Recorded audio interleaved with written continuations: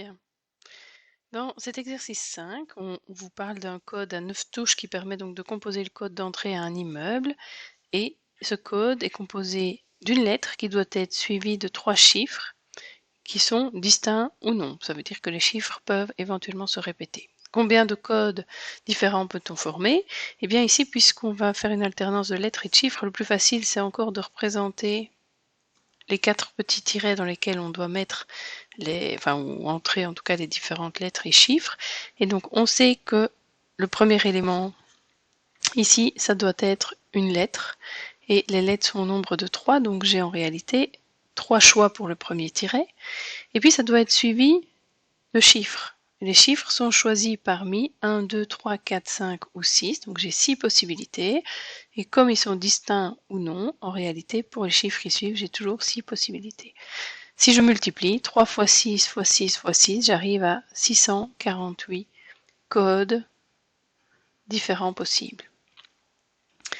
Combien y a-t-il de codes sans le chiffre 1? Eh bien, j'ai toujours mes 3 possibilités pour les lettres. Si je ne veux jamais le chiffre 1, eh bien en réalité, je n'aurai plus que le choix entre 5 chiffres pour les 3 cases suivantes. Donc 3 fois 5 fois 5 fois 5, on arrive à 375 codes. On voit quand même une grosse différence, hein, c'est presque la moitié, tout simplement parce qu'on a retiré un chiffre dans les différentes possibilités. Combien y a-t-il de codes qui comportent au moins une fois le chiffre 1? Et alors là, il faut bien analyser cette phrase. Donc au moins une fois le chiffre 1, ça veut dire qu'on veut le chiffre 1 en deuxième position, ou le chiffre 1 en deuxième, ou le chiffre 1 en troisième position. Une méthode plus facile, c'est de se dire qu'on va prendre tous les codes possibles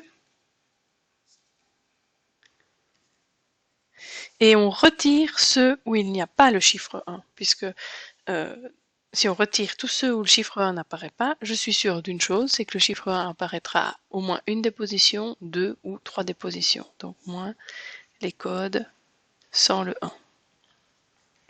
Et alors là, le calcul est très très simple puisqu'il s'agit de faire 648 moins les 375 qui contiennent le chiffre 1 et ça fait 273 codes.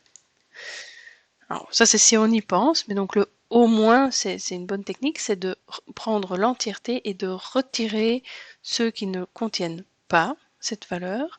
L'autre possibilité, c'est de se dire que je voudrais le 1 par exemple en deuxième position, donc j'ai mes 3 lettres, je place le 1 en deuxième position, et alors j'ai encore peut-être 2 autres chiffres en deuxième et troisième position, ou je pourrais très bien avoir, donc je mets un plus, une des 3 lettres, le 1 en deuxième position, encore retrouver le 1 en troisième position, et puis un autre chiffre en dernière, plus une des lettres, le 1 à chacune des positions, donc je n'ai chaque fois qu'un seul choix, ou encore un chiffre mais pas le 1 puis un autre chiffre, ou une lettre, un chiffre, un autre chiffre et le 1, et là il m'en manque encore quelques cas de figure, j'en ai 1, 2, 3, 4, 5, et il m'en faut 7, donc bref, on pourrait continuer, vous voyez le genre, ici on a le 1 qui est en dernière position, on ne l'a pas encore fait, donc 5,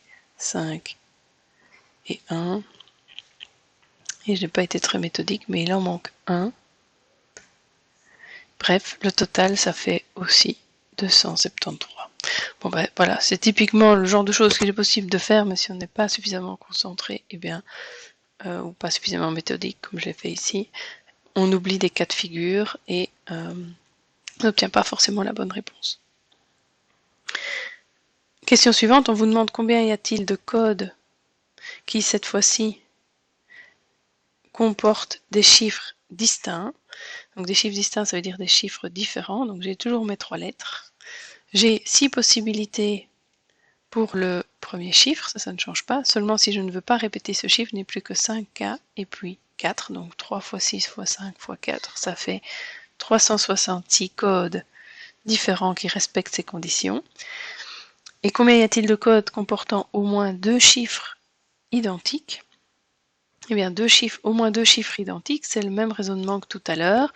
Je pourrais me dire que c'est le contraire d'avoir 3 chiffres différents. Donc, contraire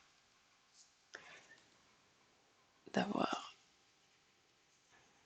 deux chiffres ou des chiffres. On pourrait même mettre 3 chiffres dans ce cas-ci, 3 chiffres différents. Et donc je prends tous les codes possibles, c'est-à-dire les 648, et je retire les 360 pour lesquels tous les chiffres sont différents. Donc si je retire tous les cas où les chiffres sont différents, c'est qu'il y a de temps en temps un chiffre qui va se répéter. Donc 648 moins 360, ça fait 288 codes pour lesquels j'ai au moins deux chiffres identiques.